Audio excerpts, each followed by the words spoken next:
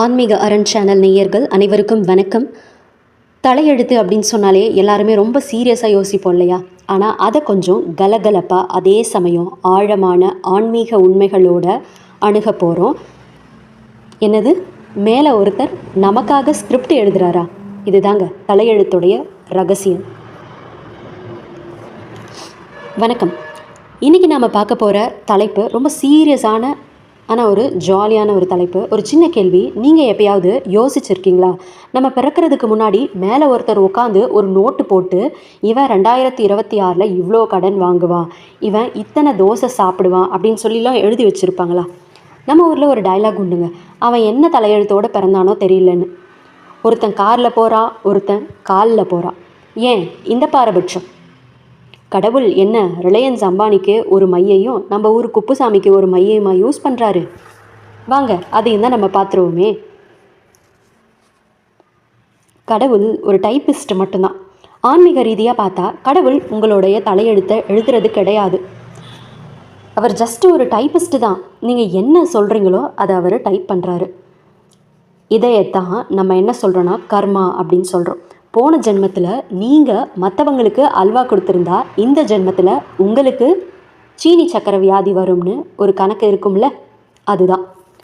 உங்கள் போன ஜென்மத்து சேவிங்ஸ் அக்கௌண்ட்டில் எவ்வளோ புண்ணியம் இருக்கோ அதை வச்சு தான் இந்த ஜென்மத்தில் உங்கள் ஏடிஎம்மில் காசு வருது. கடவுள் என்னவோ எல்லாருக்கும் ஒரே மாதிரி பிளாங்க் செக்கு தான் தராரு. அதில் அமௌண்ட்டு ஃபில் பண்ணுறதே நம்ம தாங்க.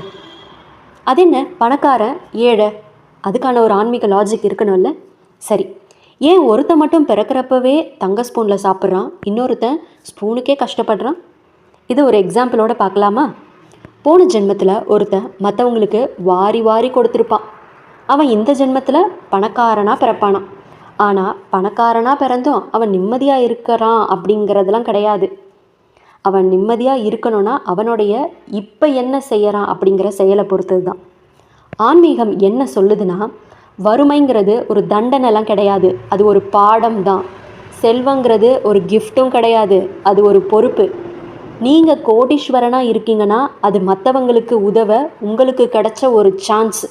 நீங்கள் ஏழையாக இருக்கீங்கன்னா கஷ்டப்பட்டு முன்னேற உங்களுக்கு கிடைச்ச ஒரு சவால். சரி, அது ஏதோ ஒன்று என்னவோ எழுதிட்டாரு, டைப் பண்ணுறாரு, போகிறாரு, வராரு. தலையெழுத்தை மாற்ற முடியுமா? இப்போ தான் முக்கியமான டாப்பிக்கே நம்ம வந்திருக்கோம். ப்ரோ, அப்போல்லாம் எழுதப்பட்டுச்சுன்னா நான் ஏன் கஷ்டப்படணும், தலையெழுத்தை மாற்றவே முடியாதா அப்படி தான் வந்து கேட்பாங்க. இப்போ எனக்கு தெரியுமா கேட்பாங்க, தலையெழுத்தெல்லாம் மாற்றிட முடியும் தானே, என்னால் முடியும் அப்படின்னு. ஸோ கண்டிப்பாக முடியும். சிம்பிளாக சொல்கிறேன், கேட்டுக்கோங்க. தலையெழுத்துங்கிறது பென்சிலில் எழுதப்பட்ட ஒரு விஷயந்தாங்க. உங்ககிட்ட தன்னம்பிக்கை அப்படிங்கிற ரப்பர் இருந்துச்சுன்னா அதை நீங்கள் அழிச்சிட்டு புதுசாக எழுதலாம். கடுமையான உழைப்பும் தெளிவான பக்தியும் இருந்துச்சுன்னா பிரம்மன் எழுதுனதையே திருத்தி எழுத வைக்க முடியும்னு பெரியவங்க சொல்லியிருக்காங்க. விதியை மதியால் வெல்லலாம்னு சும்மாவா சொன்னாங்க?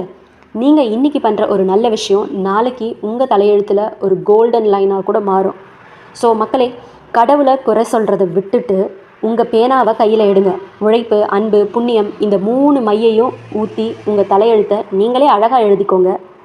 இந்த வீடியோ உங்களுக்கு பிடிச்சிருந்தா லைக் பண்ணுங்கள். உங்கள் தலையெழுத்தில் ஷேர் பண்ணணும்னு இருந்தால் ஷேர் பண்ணுங்கள். அடுத்த வீடியோவில் சந்திக்கலாம். Tata, bye bye.